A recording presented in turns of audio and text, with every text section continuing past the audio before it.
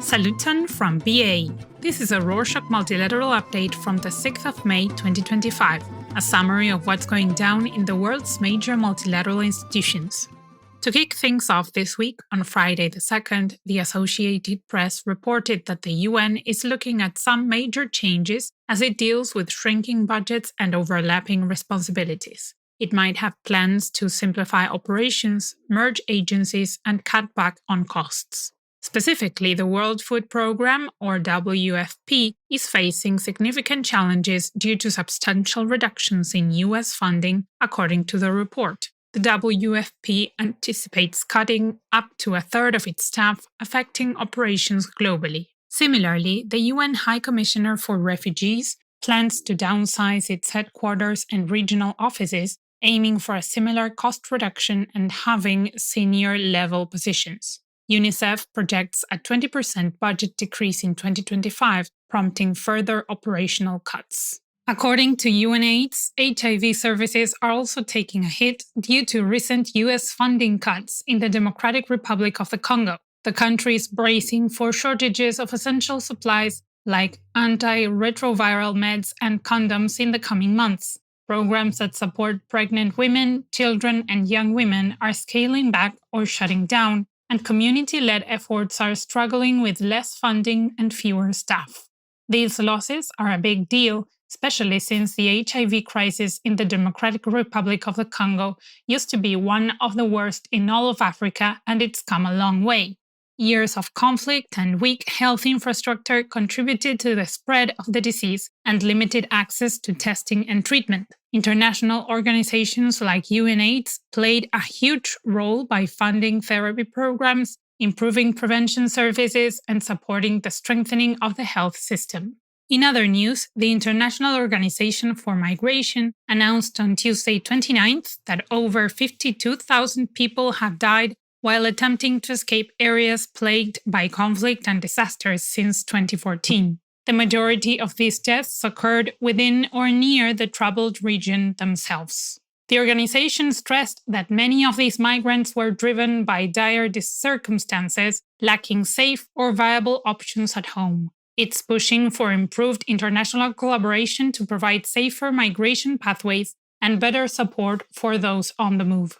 Next up, Mark Rutte, the NATO Secretary General, proposed a new approach to defense spending on Friday the 2nd, addressing President Trump's demand for allies to allocate 5% of their GDP to defense. Rutte suggests a new plan, increasing direct military spending to 3.5% and dedicating an additional 1.5% to broader security-related areas, such as infrastructure improvements that support military operations. A lot of the work that NATO's leadership has done since Trump came back into power has been finding ways to satisfy him, as there are fears he may reduce the role of the US in NATO. Some in his administration have even pushed for leaving NATO altogether, worrying many.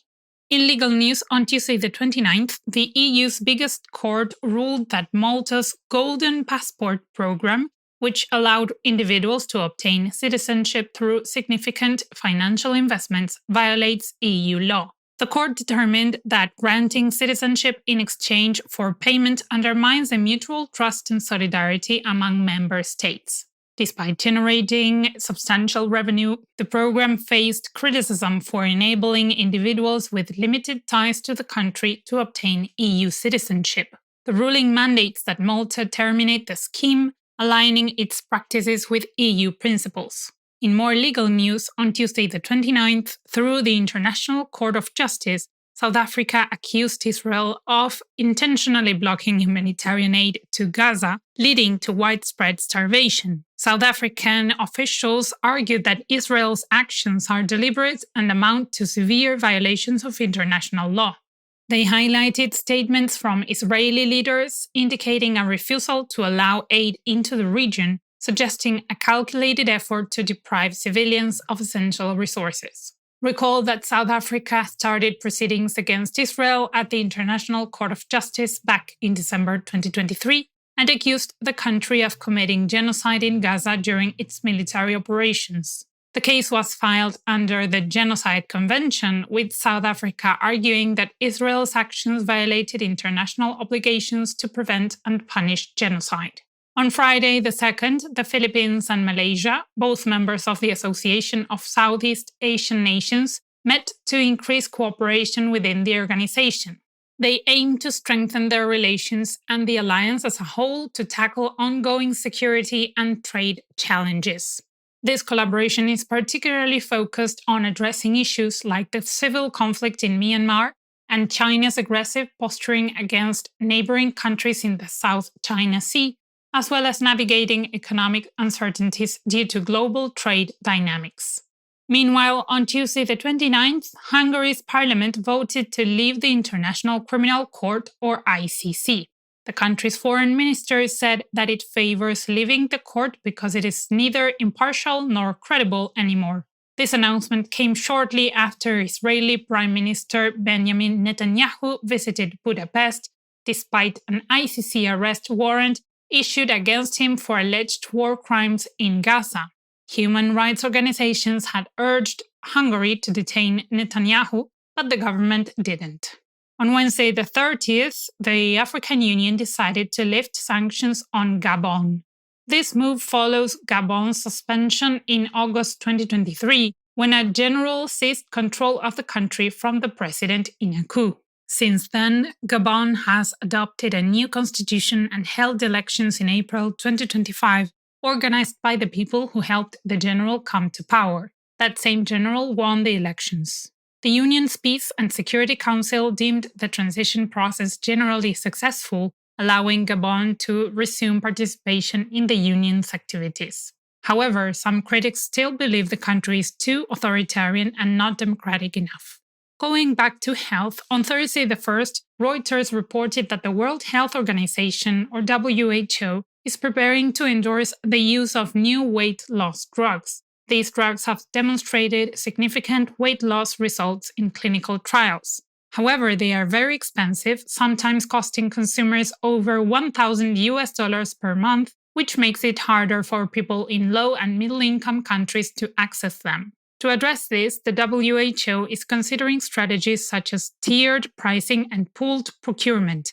The organization also plans to update treatment guidelines and may include these drugs on its essential medicines list to promote broader availability. On Wednesday the 30th, the Pan American Health Organization said that almost half of the countries in the Americas are grappling with significant shortages of healthcare professionals. Factors contributing to these shortages include limited training capacities, an aging workforce, and the migration of professionals. These shortages are especially problematic since infectious disease outbreaks, poor healthcare infrastructure, and limited access to essential services are already issues in some of these countries. Luckily, the Pan American Health Organization does a lot to help, including supporting vaccination campaigns, strengthening disease surveillance systems, and providing technical assistance to improve primary health care delivery. On another note, on Tuesday the 29th, during a World Trade Organization session in Geneva, tensions escalated as the US and its allies criticized China for alleged overproduction and subsidies in industries like steel and electric vehicles. China dismissed these concerns, labeling them as distractions from what it perceives as protectionist policies by the US. The meeting became a flashpoint in the ongoing trade disputes, with both sides accusing each other of undermining fair trade practices. The US and China have both been hesitant to negotiate at all, and little progress has been made to resolve the economic conflict. For our last story, also on Tuesday the 29th, the Organization for Security and Cooperation in Europe finished a training session to reduce gender-based violence.